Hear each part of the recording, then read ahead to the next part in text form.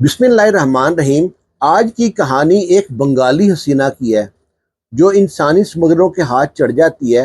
उसको बेच देते हैं बांग्लादेश से हिंदुस्तान, हिंदुस्तान से बिकती हुई पहुंचती है पाकिस्तान, पाकिस्तान से उसको एक पठान खरीद के ले जाता है केपीके में। इस लड़की का नाम है रूना। रूना शादीशुदा है, खूबसूरत औरत है, 3 बच्चों की माँ है। रूना का शोहर मछुआरा है, मछलियां पकड़ के घर का गुजर बसर करता है। घर में गुर्बत का राज है। तो रूना अपने शोहर से कहती है कि मैं थोड़ी पढ़ी लिखी भी हूँ, यहाँ की बहुत सी औरतें जाती हैं फैक्ट्री में जहाँ पे लेडीज बैग बनते हैं, क्यों ना वहाँ पे काम कर लूँ, कोई ना कोई काम तो मिल ही जाएगा, पैकिंग काम तो मिल ही जाएगा मुझको। शोहर ने कहा ठीक है, जैसे तुम्हारी मर्जी। सुबह रूना तैयार होती है, अच्छे कपड़े पहनती है, बच्चों को नाश्ता कराती है और अपनी बड़ी बेटी जिसकी उम्र 6-7 साल है उसको लेकर चल पड़ती है। जो ही रोड पे आती है उसके जानने वाला रिश्तेदार रक्शे वाला मिल जाता है। कहता रूना भाभी कहाँ जा रही हो? कहती फैक्ट्री जा रही हूँ। तो पूछता कौन सी फैक्ट्री? रूना कहती है जहाँ पे लेडीज बैग बनते हैं। वो कहता है रूना भाभी पैदल जाओगी? वो तो यहाँ से बहुत दूर है। आओ रिक्शे में बैठो, मैं छोड़ देता हूँ। उसका रिक्शा था जो साइकिल वाला रिक्शा होता है ना, उस पर बैठ गई। घंटे डेढ़ दो बाद वो फैक्ट्री के आगे उतार दिया। रूना ने अपने पल्लू से कुछ पैसे निकाले, रिक्शे वाले को देना चाहे। रिक्शे वाला कहता रूना भाभी अभी आप बेरोजगार हो, जब आपकी नौकरी लग जाएगी ना मैं पैसे ले लूँगा। रूना ने शुक्रिया अदा किया और गेट से अंदर चली गई। अंदर पहुंचती है, रिसेप्शन पे लड़की बैठी थी। उससे पूछती है मैं नौकरी चाहिए, किससे मिलना पड़ेगा? उस लड़की ने इशारा किया अंदर चली जाओ। अंदर गई है, वहाँ पे एक आदमी फ़ोन पे बात कर रहा है। उसने बैठने का इशारा किया। फ़ोन करते करते पूछता है कि किस लिए आई हो? वो कहती है मैं नौकरी के लिए आई हूँ। वो कहता है मैं फ़ोन कर लूँ फिर बात करता हूँ। अब फ़ोन करने अभी कर ही रहा है, इतनी देर में उसके रूम में एक आदमी आता है। उसको रूना जानती थी। वो रूना को देख के बड़ा खुश हुआ। उसका नाम था जलाल।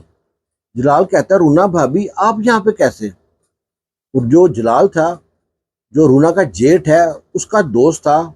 उसने एक दो बार अपने जेठ के साथ घर पे आते देखा था। रूना कहती है कि मैं यहाँ पे नौकरी के लिए आई हूँ।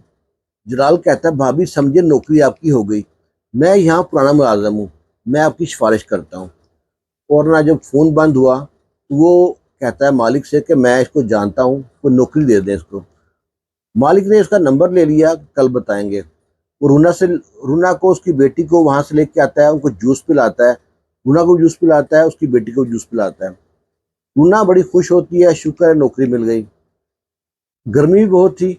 अब वो कहती है कि यहाँ से बस नहीं मिलेगी, कोई सवारी नहीं मिलेगी। कहता है रूना भाभी यहाँ से कोई सवारी नहीं मिलेगी, सवारी यहाँ से सब बैक फैक्ट्री की बसें आती हैं वही जाती हैं। आप इंतज़ार कर लो बस का, तो बस तो टाइम लगेगा, वरना मैं लेके आता हूँ मोटरसाइकिल, मेरे साथ बैठो मैं छोड़ आता हूँ। वो मोटरसाइकिल लेके आया। रूना ने अपनी बेटी को दरमियान में बिठाया और खुद सिमट के पीछे बैठ गई। वो मोटरसाइकिल थोड़ी देर बाद ही एक जगह पे आकर रुकती है जहाँ बहुत सी लड़कियाँ और औरतें थी। कुछ औरतें बच्चे वाली थी और कुछ लड़कियाँ जवान थी। वहाँ पे आके उतार दिया। रूना कहती है यहाँ पे क्यों उतार दिया? कहते यहाँ से बस आएगी, सब औरतों को बिठाएगी और उनके स्टॉप पे छोड़ देगी, आप परेशान मत हो, मैं आपके साथ ही हूँ। थोड़ी देर बाद बस आती है, सबको बस में बिठाते हैं कि चलो भाई। अब बस चल पड़ी है। जो सफ़र था घंटे डेढ़ का, वो 4-5 घंटे हो गए। कभी कच्चे रास्ते, कभी पक्के रास्ते, नदियों के रास्ते होती हुई एक नदी के पास पहुंचती है। और बस में परेशान रूना कि ये कहाँ लेके जा रहे हैं। वो बस में आवाज़ लगाती है जलाल जलाल। जलाल नजर ही नहीं आता कहीं उसको। वहां पे सोचती है कि मैं अकेली थोड़ी हूँ, बाकी औरतों से बात करती है कहाँ जा लेके जा रहे हैं। एक और कहती है कि यहाँ पे तो काम नहीं है, इनकी एक फैक्ट्री वहाँ जंगल से के पार है, हो सकता है वहाँ पे काम हो। जंगल के पार नदी के पास उतारते हैं। आगे बड़ी कश्ती लगी हुई थी। सबसे कहते हैं कश्ती में बैठ जाओ। रूना जलाल को देख के ना चीखती है, रूना जलाल तुमने क्या जुल्म किया है? मेरे बच्चे मेरा शोर घर पे इंतजार कर रहे होंगे। जलाल ने गुस्से से कहा खबरदार आवाज निकाली तो चुप कर कश्ती में बैठ जाओ, वरना तुम्हारी बच्ची को नदी में फेंक देंगे। बच्ची को जब देखा तो रूना खामोश हो गई। कश्ती में बैठ के रूना ने फिर शोर मचाया।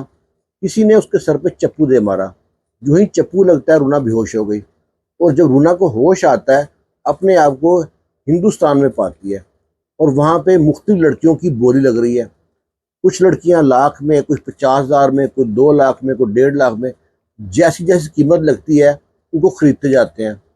باقی لڑکیوں کو وہاں سے لے کے جاتے ہیں دلی، اور دلی کے راستے ان کو اسمگل کیا جاتا ہے پاکستان۔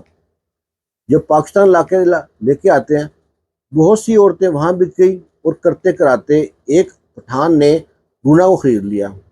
پٹھان کا نام تھا گل خان۔ اسے فرضی نکاح کیا، اس کے پیپر تیار ہوئے، اور پولیس نے بھی اس کو چیک کیا، اور پولیس نے کہہ دیا خبردار یہاں پہ کسی سے بات مت کرنا۔ رونا کو نہ ان کی سمجھ آتی تھی، نہ رونا کی سمجھ ان کو آتی تھی۔ پٹھان نے کہا برقع پہن لو، اس کو پاکستانی کپڑے دیے، یہ کپڑے پہنو، برقع پہنو، اور اپنی گاڑی میں بٹھا کے پٹھان اس کو پہاڑی راستے میں اپنے گھر لے آیا۔ اپنے گھر لا کے بیوی سے کہتا ہے آج کے بعد تم نے کام نہیں کرنا، میں تمہارے لیے نوکرانی لے کے آیا ہوں۔ رونا وہاں پہ کام کرتی، اس کو سمجھا دیا بکریاں چرانی ہے، نیچے سے پانی بھرنا ہے، اوپر لے کے آنا ہے۔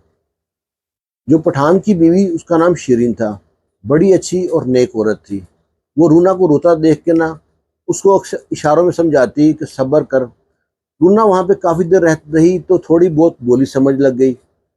رونا روتی، اس کو بتاتی کہ میری بچے ہیں، میرا شوہر ہے، وہ انتظار کر رہے ہوں گے، مجھے کیا پتا تھا میں گھر سے نوکری لینے نکلوں گی اور یہاں پہنچ جاؤں گی۔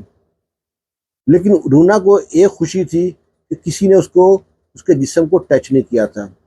اللہ توبہ کرتی رہتی، اللہ سے دعا کرتی رہتی۔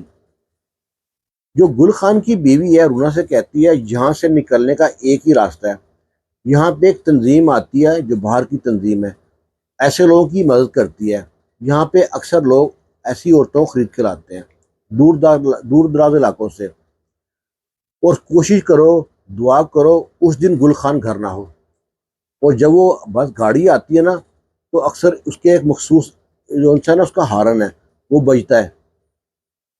تو ایسے کرتے کرتے کئی ماہ گزر گئے۔ ایک دن اس گاڑی کے ہارن کی آواز آتی ہے۔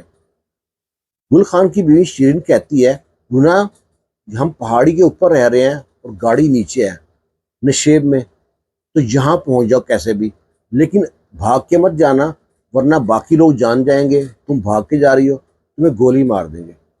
تم بکریوں کو ساتھ لو اور بکریوں کو نیچے لے کے جاؤ، اور وہاں پہ ہاتھ سے اشارے کرتے جاؤ۔ اس نے ایسا ہی کیا، اپنی بچی کو گود میں اٹھایا، ہانپتی کانپتی اشارے کرتی، 15-20 منٹ لگے اس کو نیچے پہنچنے میں۔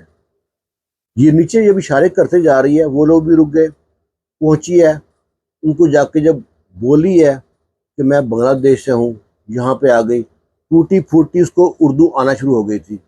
انہوں نے سمجھ گیا کہ اس کو اغوا کیا گیا ہے، اس گاڑی میں بٹھایا اور لے کے آ گئے۔ اس کو لے کے آتے ہیں سرکاری آفس میں، وہاں اس کے پیپر تیار کرتے ہیں، اور جو بنگلہ دیش کی ایمبیسی ہے ان سے رابطہ کرتے ہیں، ان کو اپنا پورا ایڈریس بتاتی ہے، پھر اس کو وہاں سے پانی کے راستے بنگلہ دیش بھیجا جاتا ہے۔ جب بنگلہ دیش پہنچتی ہے تو سال پورا ہو گیا تھا، گھر سے باہر تھی، وہ بھول چکی تھی کہ شاید میں اپنے ملک کبھی جا سکوں گی۔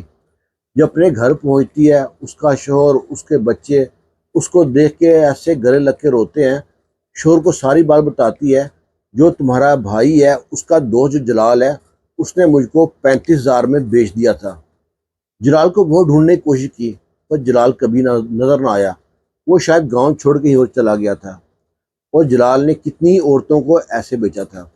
انسانی اسمگلر جو ہوتے ہیں بڑے بے رحم ہوتے ہیں، ان کو صرف اپنے کام سے کام ہوتا ہے۔ لیکن رونا شکر ادا کرتی ہے، چلو سال بعد گھر تو پہنچ گئی اور عزت بھی محفوظ رہی۔ یہ کہانی ایک بنگالی حسینہ کی ہے۔ اس طرح کے اکثر واقعے ہوتے رہتے ہیں۔ زیادہ تر یہ حسینہ بک کے نیپال جاتی ہیں اور ہندوستان جاتی ہیں، لیکن پاکستان کا چانس بہت کم ہوتا ہے۔ آپ کو یہ واقعہ کیسا لگا؟ آپ کی اس میں ہم رائے کا انتظار کریں گے۔ اللہ حافظ۔